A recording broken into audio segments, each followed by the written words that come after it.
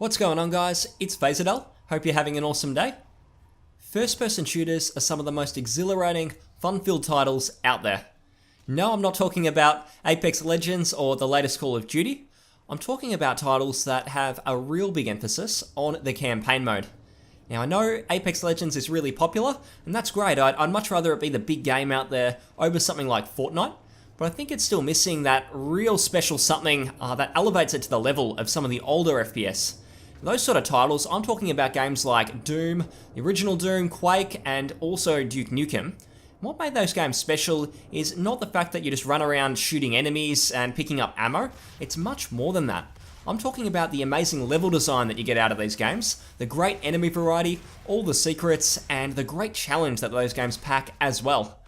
I want to see FPS go back down this path and not to see campaigns being replaced by Battle Royale modes in the next Call of Duty, Kevin Spacey edition, or whatever they want to call it. And what we need is creativity in this genre. I want to see a game with the scope of Doom 2016, but with the level design and variety of those old school shooters, and I want them to expand on that as well. Now, I think the game to learn from to do this is my personal favourite FPS of all time, and that is Blood.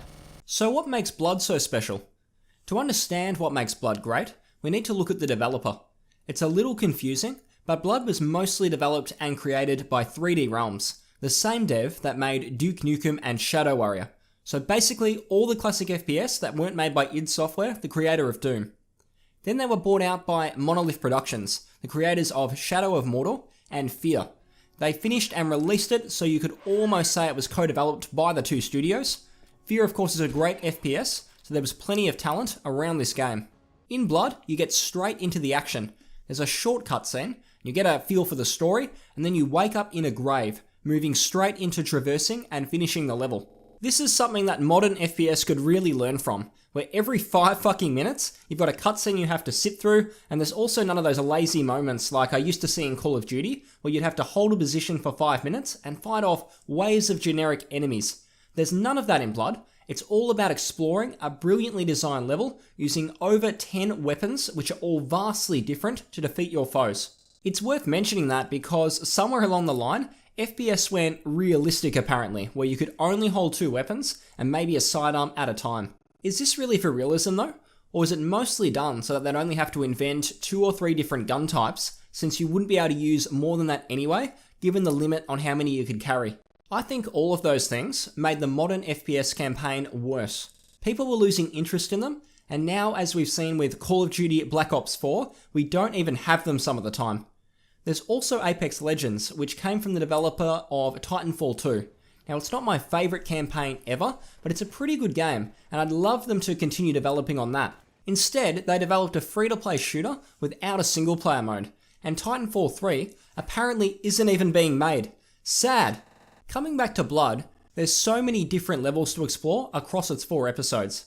Episodes just being the in thing at the time to break up the game, with episode 1 often being on a shareware disc or a demo disc.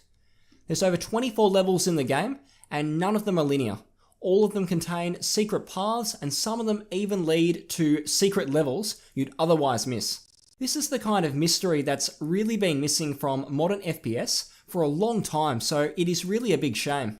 More on the topic of the levels being more open. Like in Doom, you usually need to find keys to progress. This means you need to keep your eyes open. It's not about wandering down a linear corridor, simply shooting anything that moves. You actually have to explore, often getting lost or getting stuck and needing to use your awareness to figure out where a key might be, or where a switch might be also, to open up new areas. They aren't sitting in plain sight with an icon floating above it, so you never have to think. They're far more immersive than that.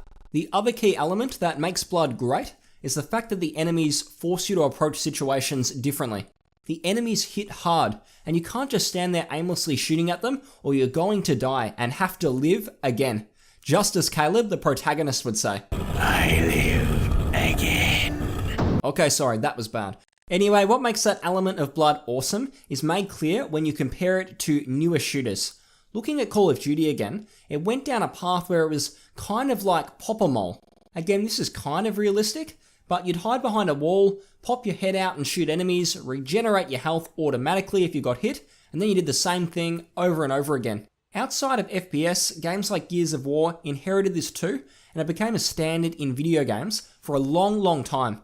I don't like this though. Sure, it's realistic, but in a video game, it just doesn't translate that well because it means basically every enemy encounter is exactly the same, and it's just boring. The cool thing about games like Blood and Quake was that they were super fast. If you stood in one place for too long, you get shot and die, and if you tried hiding behind cover, you just get shot as well as soon as you poked your head out. So moving fast, running around enemies, never staying in the same place, and using all the weapons at your disposal at the right time was very crucial. It feels far more satisfying, and it's the way that FPS was meant to be. All of these things aren't just true to Blood either. It might happen to be my favourite, but Doom, Quake, Duke Nukem, all of those follow similar paths, and while all FPS shouldn't be the same, I think these ideas should be expanded on and not thrown out when looking to bring back amazing FPS campaigns. I look at the new Doom. Like Titanfall 2, I think it's a good game that could be even better if expanded on. It brings back a lot of classic traits from these old games. It was a big success, and despite having a multiplayer focus with all the DLC being for multiplayer, I think just about everyone had the same feeling about the game.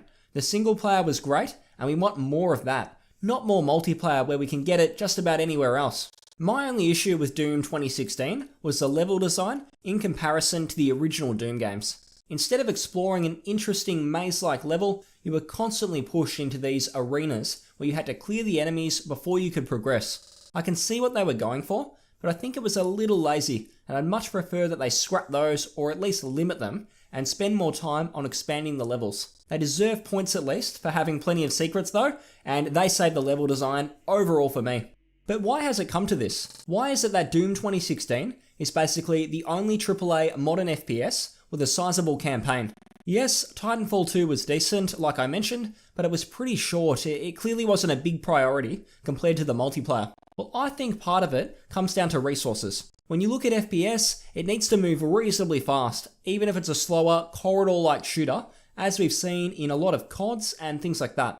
You often have to traverse new terrain all the time, which means I'm sure some developers don't like the sound of having to spend heaps and heaps of time on assets and creations that people are going to race through in 2-3 minutes and people don't see again. I can understand why a publisher wouldn't want to spend money on that when there's other more lucrative trends that they could chase after. By other trends, I mean games like Far Cry, a game which is an FPS in terms of gameplay, but is really an open world with a lot of elements like outposts and terrain that is copy and pasted. These games are fine. Crysis is another which is quite similar, and I guess feels like it's more modern even though it came out over 10 years ago now, but Far Cry is missing just about everything that made traditional FPS great. It's basically Assassin's Creed with guns these days, and it certainly doesn't fill the hole for people looking for great modern FPS. So how to tackle the issue of rising costs and making a modern, ambitious single-player FPS viable? The key is that an FPS doesn't need to be lengthy and full of an abundance of unique content. Make them replayable. You look at something like the new DMC and Resident Evil 2 from Capcom, neither are hugely lengthy games with dozens of areas. They're actually usually quite short, and Resident Evil 2 can be finished in about 6 hours on a first playthrough. However, they're full of replayability, and FPS should be the same. In a modern FPS, we could still complete all the levels in around 5 or 6 hours, but we should be missing tons of secret levels that first time around, and would take another play or two to find all of these things. You could even have secrets tied to a second run. For instance, what if you got your grenade launcher for the very first time, late in the game, and then you could start up a new game plus with all of your old weapons available. Maybe there's a secret in that very first level that could only be accessed by blowing up a wall with that very same weapon. And that way, it would feel rewarding to start a new playthrough, since there'd be so many unique things to find. I think for FPS to develop and succeed like that, replayability is key. They should also severely limit cutscenes, huge set pieces, and focus on getting the basics right. You get all those things right before you focus on those other elements that could be a money sink. You limit the scope, focus on quality over quantity, and good replayability with secrets and good rewards for exploration, and that way you can have a really great FPS on your hands that doesn't have to sell 1 billion copies to be profitable or worthwhile for the studio. Now, to look at FPS coming in the future, I'd say the situation does look less bleak than it did a few years ago, which is a positive. We have Doom Eternal coming soon, and fingers crossed they make improvements and make sure any post-release content is single player this time around and not multiplayer. We've got some old school throwbacks as well. There's Iron Maiden, that's actually got a 10 out of 10 rating on Steam at the moment. And what I played in early access, look, it was very good. And it shows that a game doesn't need amazing modern graphics for people to give it a chance, it just needs to be good. Hopefully other studios see the success of Doom 2016 and they follow suit with that. There's a reason that Doom did so well and Wolfenstein: The New Colossus didn't. No one wants an FPS with endless cutscenes and story. We get enough of those in other genres, and FPS for the most part simply isn't good at it or the best place for it. Focusing on the genre's strengths, first and foremost, is the best way to go about it. There is Wolfenstein Young Blood coming, but to be honest, I'm just not sold on it. There's talk of cosmetic microtransactions, there's a co-op focus, and it all just rubs me the wrong way.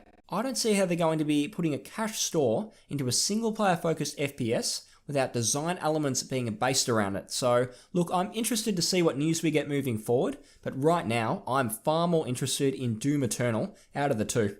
With a mix of good indie FPS titles and the AAA industry fixing their approach to the genre, I think we can see the first person shooter make a comeback, just like we've seen with survival horror in recent years with Outlast and Resident Evil. The key for those? Going back to their roots instead of chasing trends. I want to see FPS campaigns make a big comeback, and I think to do that we need to limit the cutscenes, focus on the gameplay, and also on how amazing we can make the levels. Thanks very much guys, and if you enjoyed this video, make sure you leave a like, hit the subscribe button, and if you want to leave a comment down below as well, that would be awesome. I want to keep the discussion going any way that I can. And thanks very much guys, and see you next time.